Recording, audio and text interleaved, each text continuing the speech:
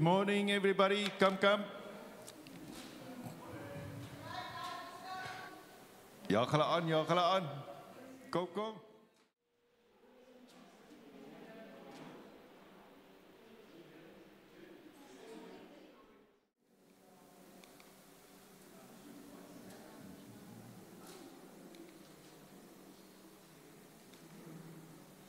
Okay.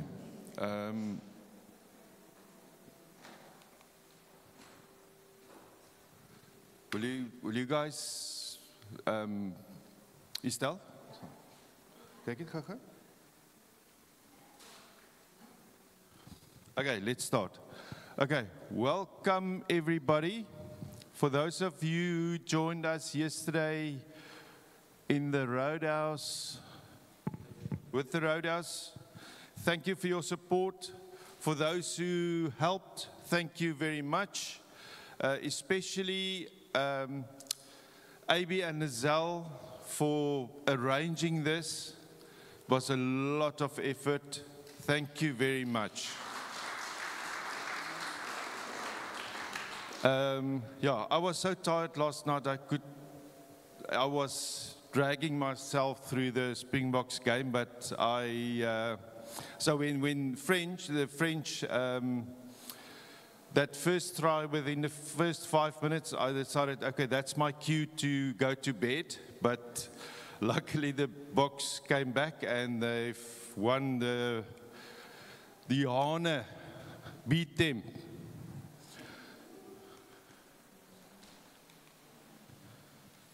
Okay, there's all the communication platforms. On Facebook, go and have a look at yesterday's Roadhouse. There's the Kiddies Church. If there's any kids in the service, you can go next door that side. Power Hour every Wednesday. There's a lot of you guys joining Willem in the Power Hour. Then the Bible School, there's an online Bible School. Willem is running that. Please, if you're interested in that, it's very, very interesting. And just send a message to Estelle if you'd like to join that group. It's on WhatsApp. Corinne, it's not here. And Zareta. Okay, chocolate is mine. Happy birthday to you all. Saturday the 15th, that's next Saturday, there's a sip and paint again, if you're interested. And then on the 30th of November, there's the carols. Please, make sure that there will be no service in the morning, only that evening. Okay, and then there's two people I'm going to pray for. It's, sorry, Miranda and Emilia. Okay, let's close our eyes. Thank you, Father, Jehovah Rapha, God van genesing. Here, ek bid vir bo-menslike genesing, Here. Thank you, Father, that we can keep on holding on to you. Thank you that you are our provider. You protect us. We pray this in the name above all names, that you will heal Miranda and Emilia, Father. Amen. Okay, this morning, Neil is going to lead us. Willem is running or cycling somewhere. So, Neil, baie welkom. But first, we're going to do praise and worship. You can all stand.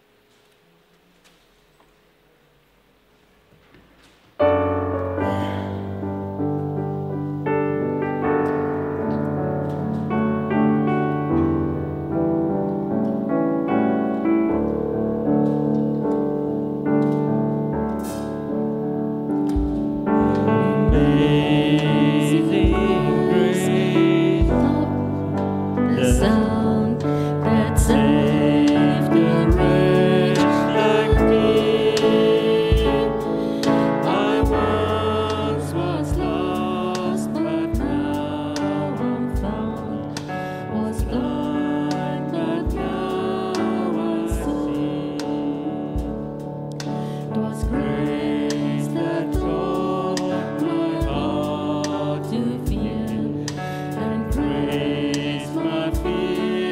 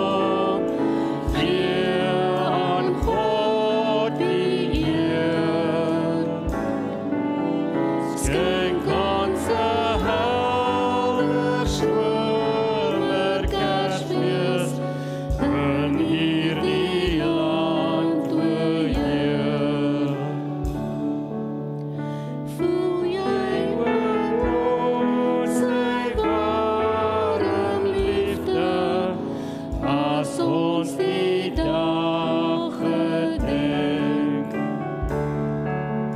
toe hy sy seun aan ons gegee het, ons grootste Kersgeskenk. Kersfees kom, Kersfees kom, gee aan God die eer. Skenk ons 'n helder somer Kersfees in hierdie land, o Heer. Skenk ons 'n helder somer Kersfees in hierdie land, o Heer.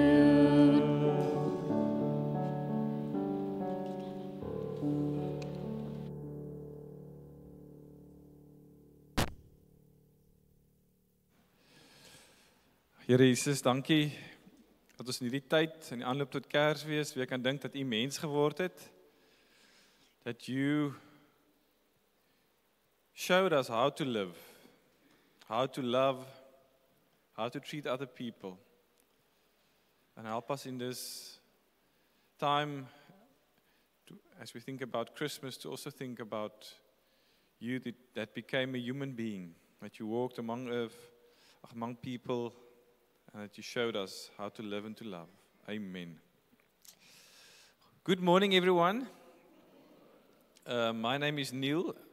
For those of you who haven't met me before, it is nice for me to be here again. And I want to just ask the church board that maybe you should have a decision in the future that if the rugby ends on the same day as the church service, that we maybe postpone the church service by an hour or two. Because I don't feel that great at the moment. And I'm sure many of you also feel that way. So I think we can just, Rudy, if you guys can just take it up seriously. So I just want to start with a grappie, because it makes me comfortable, but then you must laugh. Because it can also backfire if I tell a joke and you don't laugh, then it makes me more nervous. So there's about 3 guys. It's difficult to tell this one in English, but I'll try my best. They went hunting. And it was the minister, the lawyer, and the doctor. They went on this hunting trip. But as you know, they were walking in the bush for many, many hours, and they didn't see anything. And they just wanted to go back home. They were very tired of all the walking around. And just before they got home, they saw the most beautiful kudu standing right there.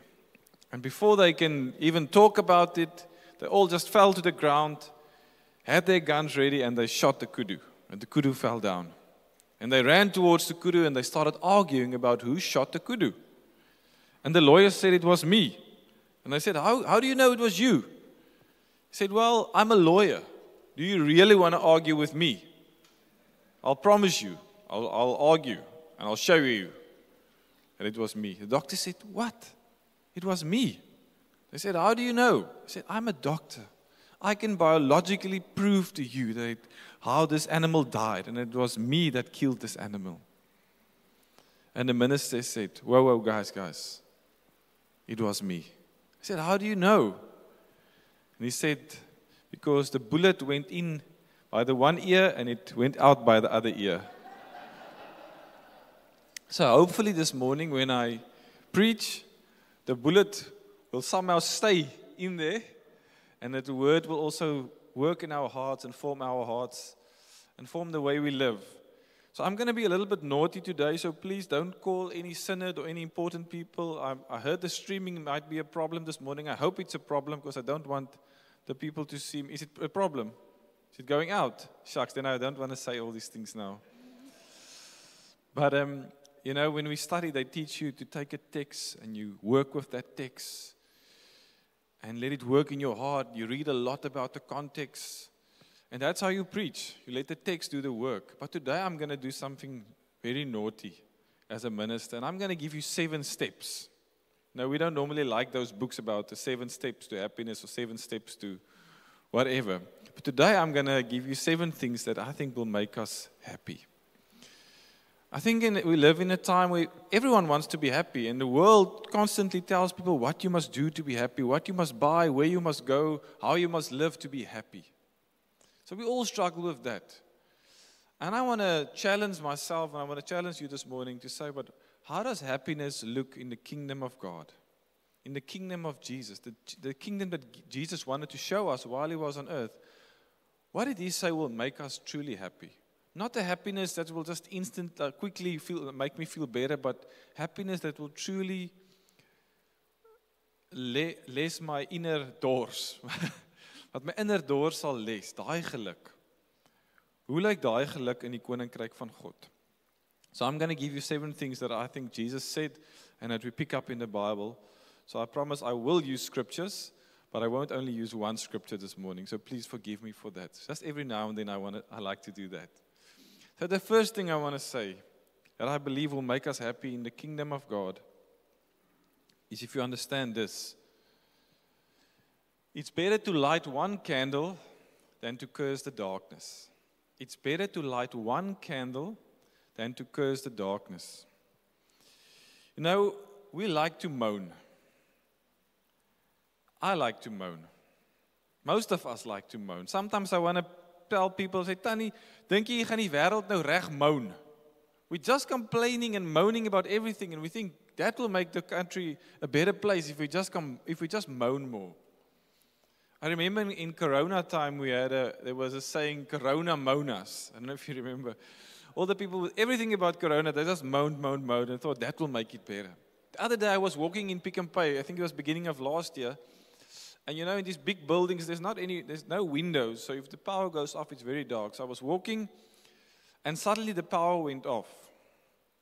I was in Pick n Pay, and I promise you can't even see your hand in front of your face. So it was dark, dark, dark. You know what people started to do? I think they got some self-confidence or confidence because no one could see their faces. So there was, typical Cyril, typical Eskom, can't even keep the lights on. They started saying all these bad things. They started moaning, South Africa, it's in a dark place. And you know what happened? It even felt darker. It didn't help a thing. It just made me feel even worse. It just made the situation worse and darker. Until one person took their cell phone from their pockets and put on their cell phone torch and started shining with their light. And with that small light, I could see my hand again. I could see where I had to go to not walk into the eggs or any cells. One little light made a difference. There's this verse, Romans 12, verse 21, one of my favorite verses in the Bible, and you can put it up by your front door. Every morning you go out, you can read this verse and say, I want to live with this verse today. In Afrikaans, moet jy nie deur die kwaad laat oorwin nie, maar oorwin die kwaad deur die goeie. Moet jy nie deur die kwaad laat oorwin nie, maar oorwin die kwaad deur goed te doen. Don't let evil get the best of you. Get the best of evil by doing good. Get the best of evil by what? Doing more evil? No, by doing good.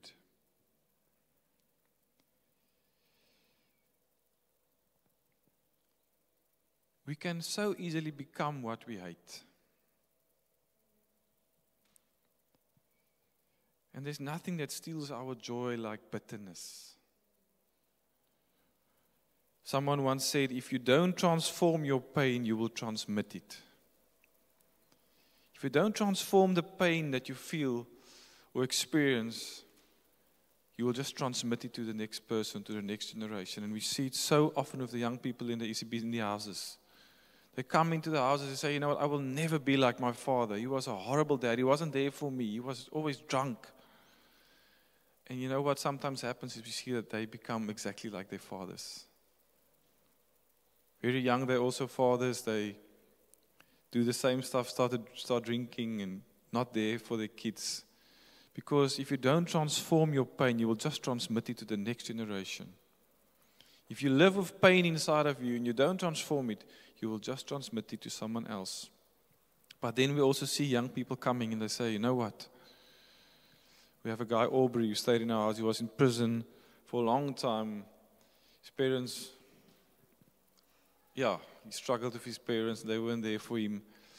And he said, you know what, I'm going to use that as a motivation to be a better father for my kids.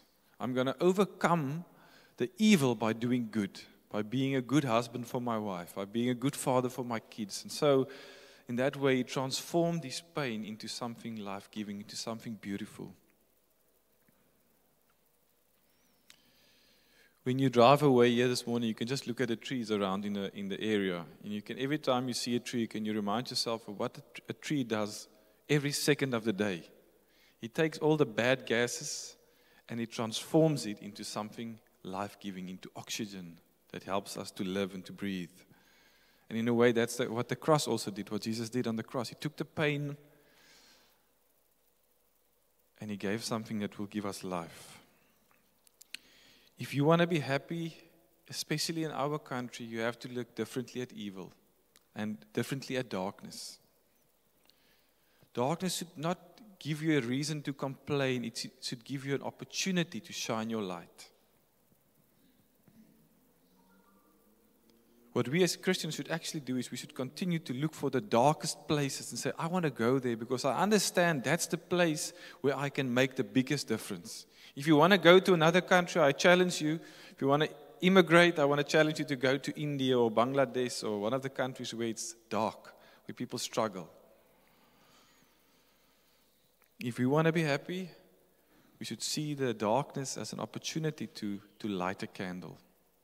It's better to light one candle than to curse the darkness. That's the first thing I want to say. If you want to be happy, you should understand that. The second thing I want to say about happiness, and it's Paul says these words, and Paul actually doesn't quote Jesus very often. But then in Acts 20 verse 35, he says, you'll not likely go wrong here if you remember that our Master said. As jy onthou gou sê, wat het Jesus gesê? What did our Master say? Then he says these words, you are far happier giving than getting. He said, Jesus said, om te gee maak 'n mens gelukkiger as om te ontvang. Some of the happiest people I know are people that are busy making a difference and busy just sharing what they have. There's a oom in Karlitsdorp where we have our outreach every year, Klaus. He came from Germany. He said God called him to come and live in Karlitsdorp. He's been there now for 20 years and he's literally just using his pension and his own money to build schools, to build a play park for the kids to come over weekends. There's more than 200 kids now in school. If you drive into Karlitsdorp, the first, there's like a small shop, you'll see it, where they sell dried fruit and things. But there's also some beautiful school buildings. Some classes, but I'm far happier giving than receiving. I spoke to a guy who's like on his small little board, and he said, Neil, I promise you there's no money. Klaus uses his own money to fund the schools. Far happier giving than receiving. If we want to be happy, we should understand that we cannot buy our happiness by getting more stuff. That's what the world will continue to tell you. Just get this and get this. And if you do that, you'll probably be searching for the rest of your life. But people who understand happiness come from giving. They understand that nothing I can buy can make me happier. What will make me truly happy is if I can share what I already have. Giving, you are far happier giving than getting. That's the second thing I want to say. The third thing I want to say, and here I also want to challenge myself again. It says to understand the word blessed differently. In the kingdom of God, we have to understand the word blessed differently. The religious people in the Bible, they understood blessed as what happens with them and around them. They said, I am blessed when the things around me and the things that happens with me, when those things are good. When I'm rich, with me and around me, I'm blessed. When I win a war, they said, things are going good with me and around me, I'm blessed. When just get When I overcome my enemies, when I have a good harvest, they said, I'm blessed because what happens with me and around me. And then Jesus comes in Matthew 5 and he turns the whole idea of being blessed upside down. In Afrikaans, he says, geseënd is die wat afhanklik is. What? So blessed is not those who have a lot, but those who understand that they have nothing. Blessed are not those who win wars, but he says, blessed are the peacemakers. Blessed are those who do the right things, even though they might get some backlash, even though it is tough sometimes. So being blessed in the kingdom of God is not what happens with me and around me, but what happens in me and through me. In me and through me. So that's why a guy like, I think his name is Stephen in English, Stephanus, they were busy throwing with stones. No? If you look in worldly terms, is he blessed? Is the circumstances around him good? No, he's literally standing there. People are throwing with stones. He's busy dying. But he says, Lord, forgive them. Because he understands blessed as differently what happens in him and through him. Paul and Silas, where were they sitting? They were sitting in prison. Are they blessed in worldly views? No, they're in prison. What's happening around them and with them, it's horrible. They're in prison.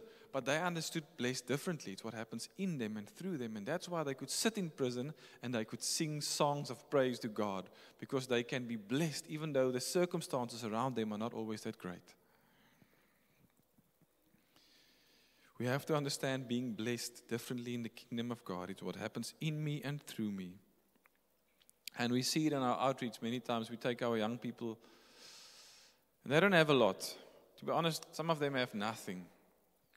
But they are such a blessing to the community over there when we go and play with the young kids. Because they say, I can be a blessing even though I don't have a lot.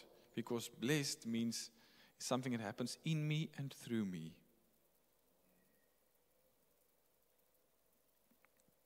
How do you understand blessed? In me and through me. Every time God blessed someone in the Bible, He always said, I'm going to bless you to be a blessing. So if we maybe have a lot of material stuff, then we also have a big responsibility to say, look, God has blessed me with something that I must now bless others with. Understanding the word blessed differently, thirdly. Number 4. And now it's going to get very easy. It's not rocket science. If you want to be happy, you should love. Many people live with hate and they can't forgive others and then they expect to be happy. They don't understand why they are not happy. But they continue to hate people and say bad things about other people and not forgiving. And then we expect to be happy. John 15, dit sê ek vir julle, sodat my blydskap in julle kan wees en julle blydskap volkome kan wees. If you want to have volkome blydskap, if you want to have true happiness or joy, then he says, this is my commandment. Julle moet mekaar lief hê soos ek julle lief het. Niemand het groter liefde as dit nie, dat hy sy lewe vir sy vriende aflê. Love one another the way I loved you. If we want to have joy to the fullest, Jesus says, then we have to love. We can't sit here and say, I want to be happy. But there are 20 people that I still hate and I can't forgive. It just steals our joy.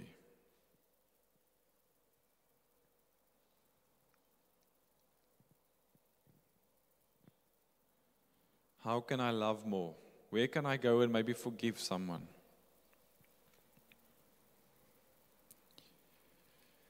Love. The fifth one is also very simple. If we want to be happy in the kingdom of God, we should be thankful. Thankful people are happy people. Many times at church we would ask each other, will you just share with someone what you are thankful for? And sometimes it feels like just the activity to keep everyone busy, but I think it's such an important question. And I want to challenge myself again this morning, and I want to challenge you to not go to bed in the evenings without thinking of one thing that you are thankful for. Because if we can start to live with that mentality and see the things that I'm thankful for, it will also bring happiness. What are you thankful for at the moment? Wees altyd bly in die Here. Ek herhaal, wees bly, wees inskikkelik teenoor alle mense. Die Here is naby, moet oor niks besorg wees nie, maar maak in alles julle begeerte deur gebed en smeking en met danksegging aan God bekend. En die vrede van God wat alle verstand te bowe gaan, sal julle oor julle harte en gedagtes die wag hou in Christus Jesus. Don't fret and worry. Instead of worrying, pray. Let petition and praises, thankfulness shape your worries into prayers, letting God know your concerns. Before you know it, a sense of God's wholeness, everything coming together for good, will come and settle you down. I have this one friend, the name is Sanais. He was also part of the bigger Echo family. And they decided to go and live in India. And I haven't been to India. I really want to go one day, but I know it's not great circumstances. I would call Sanai and say, Sanai, yeah, we're thinking of you guys there in Kolkata. It must be really tough. And she was saying, no, Neil, we're so thankful. The people are so nice to us. I said, Sanai, yeah, but it must be very lonely there not having your family. Yeah, Neil, no, the people have invited us into their homes and we feel like we have family here. I said, Sanai, sure, but it must be very dirty there. And the people must be, yeah, you must struggle to live. They say, no, Neil, we are so thankful that we just have a place to serve and clean. Always thankful. And she's probably one of the happiest people I've met in my whole life. Because no matter where you put her, she will always smile and be thankful for something.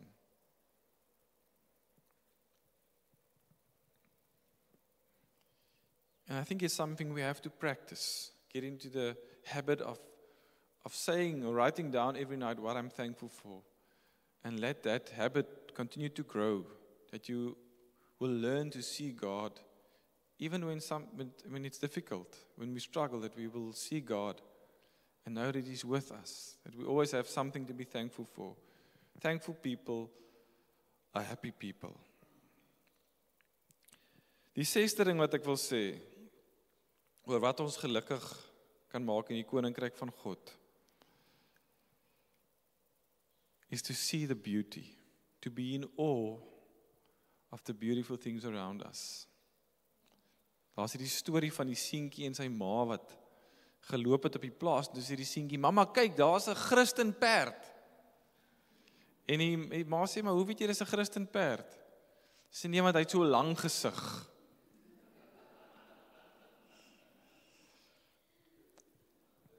Sometimes Christians are known for having long faces. And I think we should learn to appreciate the beautiful things and be known as the people who smile and are in awe of the beauty around us. And I think where we can learn a lot is from our children. My children would come to me and say, Papa, het jy die gogga gesien hier buite? As ek sê, yeah, gogga. How can you be in awe of a gogga? But they would like watch that thing move and look at all the strange eyes and legs. I had a friend, he was here from Pretoria. He stayed in one of our Isibindi houses. His name was Bushi. And Bushi only cycled everywhere he went. He didn't have a car, he just cycled. So, and his office was there at the church at Tableview. They rented a small office there, his company. And he would cycle from the house about 2 kilometers from the church at that time, and he would cycle to the church. And just as you cycle up Janssens Avenue towards the school, it makes like a little bit of an uphill. And you can almost see over the school, Tableview High School, and you can see the mountain. And Bushi always told me, Neil, have you seen how beautiful the mountain is? When you cycle in that road, you see the whole mountain in front of you. I said, Bushi, I don't think I've even seen the mountain the last 2 weeks. And I stay in Tableview. At that time, I stayed in Tableview. And I realized sometimes we just forget to see the beauty. We can drive along the beach, but not even see the ocean. We can drive here, we not even see the mountain. If we want to be happy, I think we should learn to be in awe of the beautiful things again, of nature, whatever, but to just be in awe of the beautiful things. Philippians 4 verse 8, summing it up, all friends, I say you'll do best by filling your minds and meditation on things true, noble, reputable, authentic, compelling, gracious, the best, not the worst, the beautiful, not the ugly, things to praise, not things to curse. To set our minds on the beautiful things around us. The other day, my son and I, we played tennis. And neither of us are very good. We were just trying to hit the ball over the net. And suddenly he just stopped. He said, Dad, check the sun going down, how beautiful it is. It was like this red sunset. And I think we can learn a lot from our children. I think maybe that's why God never told kids to grow up. Never he says, kids, just grow up. What does he say? He said, adults, you must become like children. Because we can learn a lot from the way kids believe and the way kids see nature and the way they are just in awe of the beautiful things around us. If we want to be happy, I want to challenge you to not leave this building without you are in awe of something. If it's a flower or the mountain or your wife, whoever. But let's learn to be in awe again. To remind each other of the beautiful things around us. The last thing, I think what will make us happy is to do tough stuff. I'm just going to say that. To do tough stuff. Happiness is not always in the easy, nice things. Yes, please go and eat ice cream after church. Please go on a lot of holidays and eat spook awesome and all the nice things. But I'm not sure if that will bring you true happiness. Happiness sometimes lies in the difficult things. In the things that takes us out of our comfort zones. Soms die moeilike dinge wat die moeite werd is om te doen. If you take an athlete that runs the 800 meters and you put a pain meter on their bodies. Say to someone who broke the record, if you put a pain meter by that last line on their bodies, it will probably say their pain is like over 100, if 100 was the highest pain possible. But if you ask them, will you do it again? They will say yes, because it was worth it. If you ask a woman that gave birth, you put a pain meter, she will probably say, you can't describe the pain. And you will just ask her 5 minutes later, will you do it again? She says, yes, because it was for a child, for my child.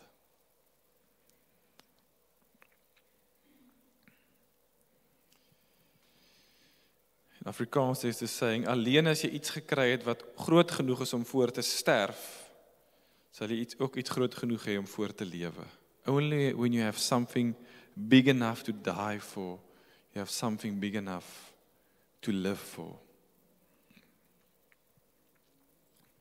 We need to go outside of the comfort zone, because outside of the comfort zone, there's growth. But many times we just like to stay within the comfort zone. It's that place where it's nice, but there's very little growth. We can't experience anything new when we just stay in the comfort zone. Sometimes we need to go out of that and do the tough stuff. My wife and I once, we got on our bicycles and we cycled to George from Cape Town, 5 days. And it was very tough. We had our backpacks, I remember 20 kilometers, and I realized, this backpack is heavy and my bums are hurting a lot with this extra weight on my back. But if you ask me, will I do it again, I will say yes, because it was such a beautiful experience for us together to do the tough stuff and experience God in nature. Many times we go hiking. This weekend again, we're going to go hiking with our young people up Table Mountain, and I know they're going to complain. I'm used to it. When we hit that first few steps up Table Mountain, they're going to complain. But when we get to the top, they will say, Neil, it was worth it because of the view. If we want to be happy, we should also challenge ourselves to do the difficult things. If we want to have life in the fullest, life in abundance, or what does your thing say? Leef voluit, live to the full. Then we should also do the difficult things, the tough stuff. So just to go through the list again, it's better to light one candle than to curse the darkness. When you see darkness around you, look at it differently. See it as an opportunity to light your candle, as an opportunity to make a difference, because that will bring joy. If you just moan, I promise you it will steal your joy. Moaning won't change anything. It will just steal your joy. To give makes you happier than to get. To understand that my joy can never be bought, but it will actually make me happy to share what I have, to give to others. Where can I go and give something today? Thirdly, to understand the word blessed differently. Blessed is not what happens with me and around me, but what happens in me and through me. To love, something that we all know, but still we struggle to forgive, and we have people that we don't like and hate. That steals our joy. Let's start to love like Jesus challenged us. Be thankful. What can I be thankful for today? Let's make it a habit to say thankful for the things, even in a normal day. Let's be in awe of the beauty. Let's ask God to open our eyes again to see the beautiful things, the small things in nature, and to be in awe. And lastly, to do tough stuff. Not only the easy things, but to realize that doing the tough stuff, it's worth it and brings joy. Let's pray together. Heavenly Father, I think speaking on behalf of everyone, if I say we want to be happy. We want to experience joy on a daily basis. And thank you for giving us tips and giving us guidelines on how we can be happy, how we can experience joy.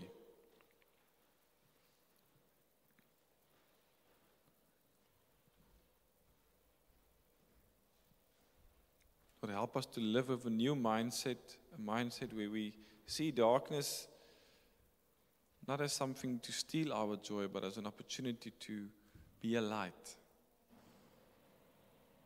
Help us to love and be thankful. Help us to see the beauty, Lord. Help us to become more like children, to be in awe of nature again, to be in awe of the people around us.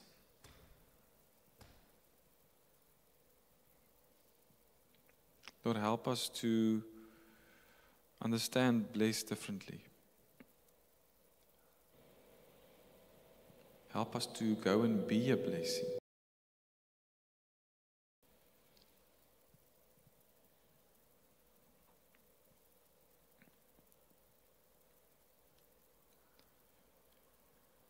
Thank you, Lord, that you are a God that wants to give us life in abundance, that you don't want to steal our joy, but that you want to bring us more joy.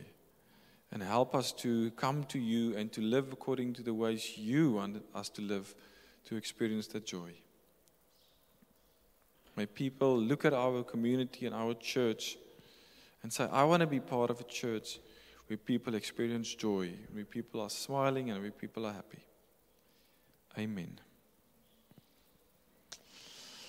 Are we going to do collections now? Okay, daar gaan nou collecte wees.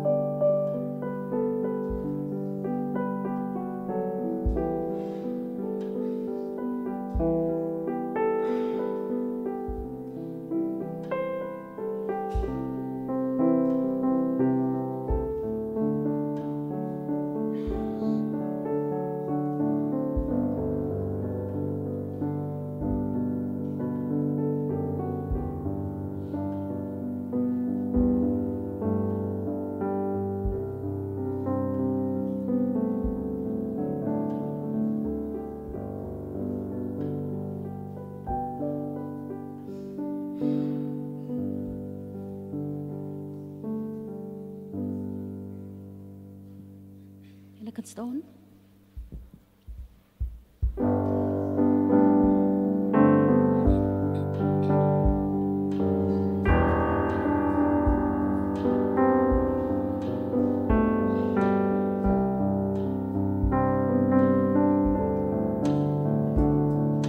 Splendor of a king, clothed in majesty, let all the earth rejoice, all the earth rejoice. He wraps himself in light, and darkness tries to hide, and trembles at his voice, trembles at his voice. How great is our God! Sing of me, how great is our God! And all will see how great is our God.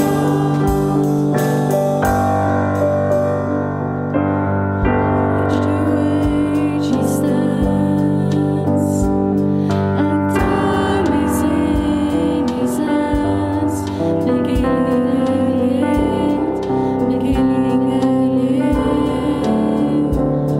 The God in three in one,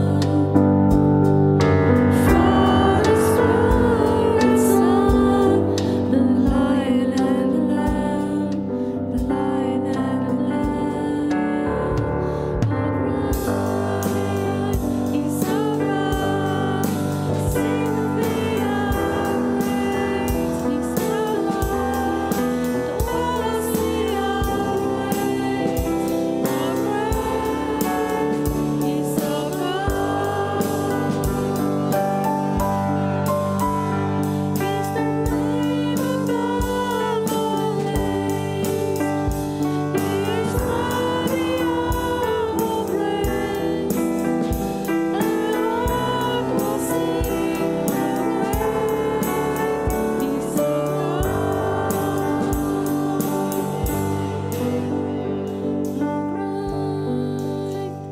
our God. Sing of me, how great is our God. We'll see how great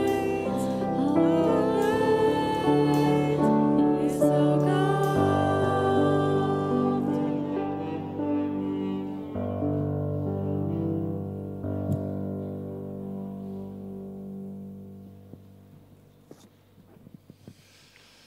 I want to bless you, and if you feel comfortable, you can hold one hand like this to say, I want to go and be a blessing, and one hand like this to say, Lord, I want to receive your blessing.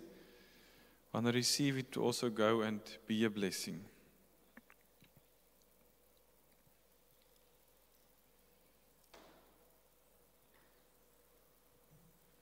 The God of love and the God of grace, and the God that wants to fill us with inner joy, will be with you and will never leave you. Amen.